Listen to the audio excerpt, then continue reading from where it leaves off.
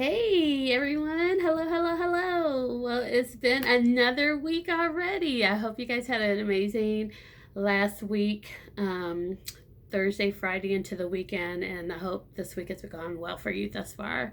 Your Monday, Tuesday, and today has been hopefully fantastic. I'm just believing it has been.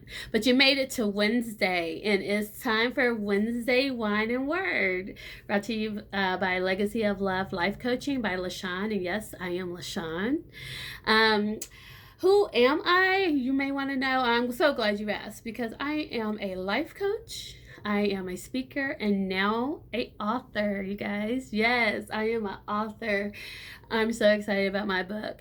But I am all those things where I help people who are living with loss go through and understand the grieving process so they can actually become the best versions of themselves and live in their purpose with passion, even though that significant loss is there. I am very familiar with that topic. Unfortunately, I've lost several people that are close to me, but the most recent is my daughter, and so that's what my book is about. So I hope you guys go ahead and check it out. You get a little bit of our story, but mostly my story on how I um, still am dealing with grief, because unfortunately it's not something that just goes away.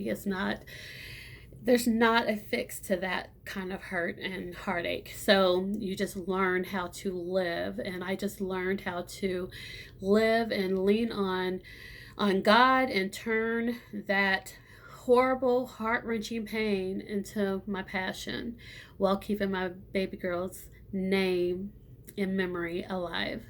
So that's a little bit about me regarding what I do and why I bring the Wednesday Wine and Words to you is mostly to um, promote the life coaching, because I really want to connect with people and help them through the the pains that they have.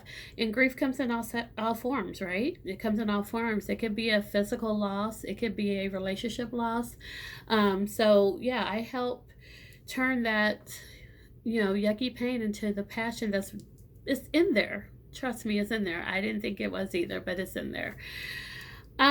So today's topic, the last couple of weeks, we did purpose, right? So today we're going to go a little bit into self-esteem, because I do believe, you know, we have to esteem ourselves, right? So before we get started, we always got to do a little cheery cheer cheer. Thank you, sister. My sister Nikki got this wine for me. It's a strawberry moscato. I don't know the brand, but OMG, it is yum. Okay, yum yum. I do all wines. I do dry. I do wet. I do sweet. Yeah, I'm just her. Whatever. But this one is so good, and it's not really sweet though. That's what's weird. It's not like so sweet that you just can't take it. So it's good though. But anyway, let's get back to topic. Get back on topic. Self-esteem. I think I read in the dictionary, because I put it out. Self-esteem is, if you follow me at all on social media, these talks kind of go with my post, kind of trying to keep things in order. But self-esteem, is defined as having confidence within yourself, pretty much esteeming yourself. And I know that's hard for a lot of people, and I could speak from a female perspective, of course, and I'm sure guys have the same issue in some parts of their life as well.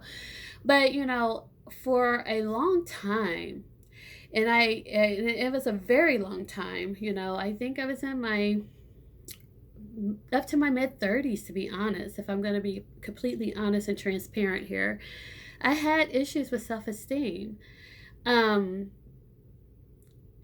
don't get me wrong, I think after a certain point in my life, I was able to kind of mask it, and act like, everything's okay, because I'm really good at that.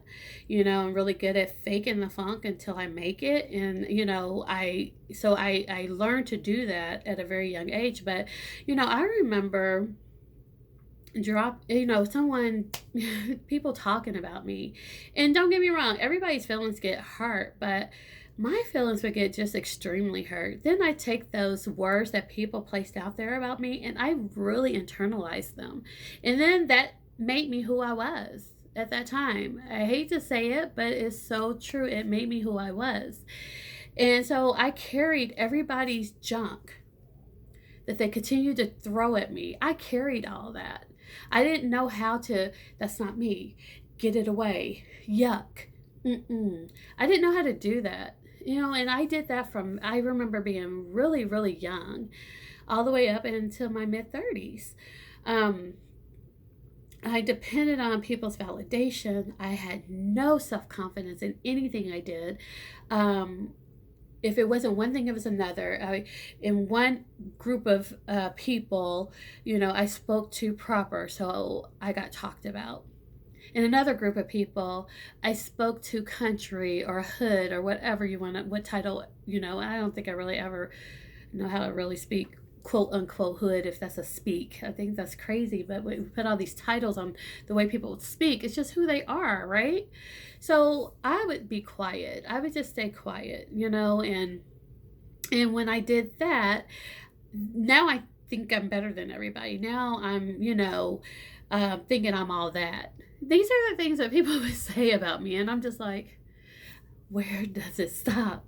When does it end? Like, and so I would carry that. I would carry all those hurtful things and all those hurtful words, and really try to make myself, if I go with these group of people, try to make myself be like them.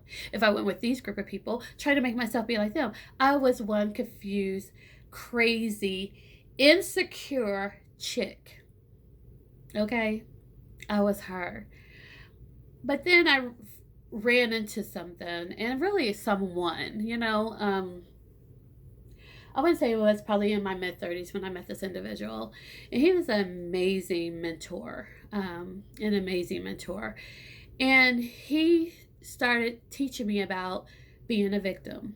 He started teaching me about being confident within myself. He started teaching me, he was a white man, right? He started teaching me things about, you are a Black woman. You know what it is, how it feels, and what it's like to be a Black woman better than any other person. You know what it is to be LaShawn better than any other person. We would have these walk and talks, I would call them, right? And he would just have these mind-blowing conversations with me that no one's ever really took the time, especially in corporate America. No one's ever took the time to say, you know what, that girl got something going on about her that's not in vain, that's not conceited, that will go out and help others. This individual saw that in me. And so as we started having these mentoring sessions, and I call them coaching sessions to this day, I started understanding myself. I started reading the right books. I started putting in the hard work. And when I say putting in the hard work, with myself, with looking at myself in the mirror and saying, you are beautiful. You speak amazingly.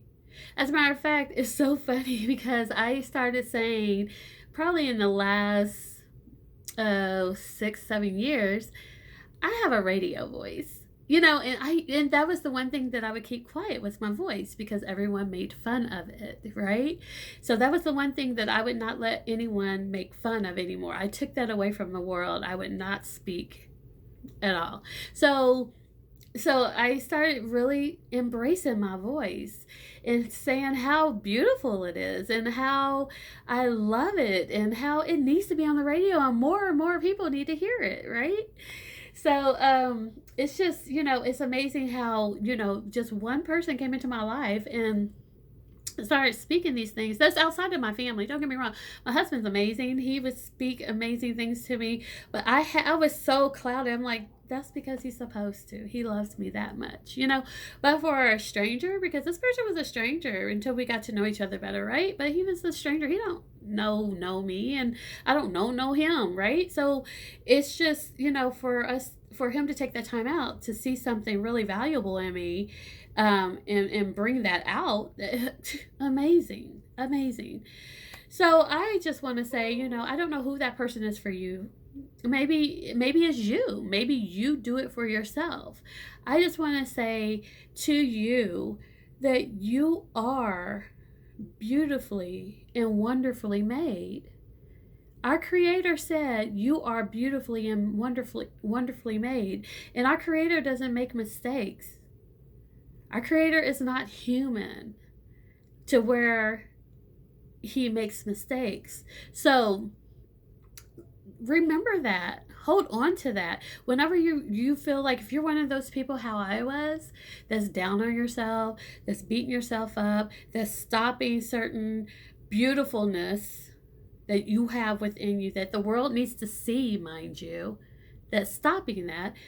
No, stop. Don't do that. Don't do that anymore. You stop, you look at yourself in the mirror and say, I am beautifully and wonderfully made, because my creator does not make any mistakes.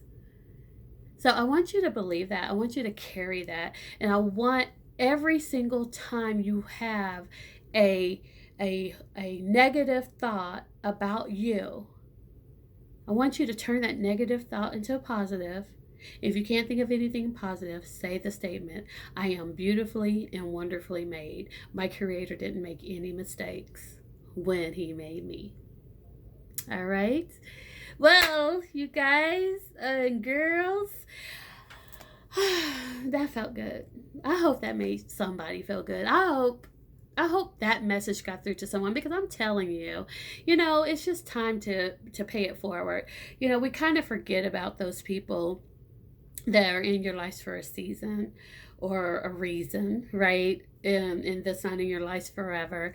And I'm just starting to go in the memory bank and starting to remember those people, and you know, giving paying it forward, giving what they gave to me to others, you know, and that's what these talks are all about. It's just about giving you a little bit of kind of what I've gone through, and how I've gotten through it, and how you can too, because you can. I mean, we are here for a purpose.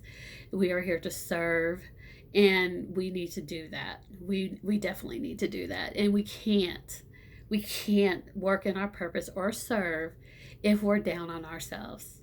So remember, you are beautifully and wonderfully made. We're going to cheers out. Okay. So I want to say, have an amazing rest of your week. Have a great weekend, and cheers.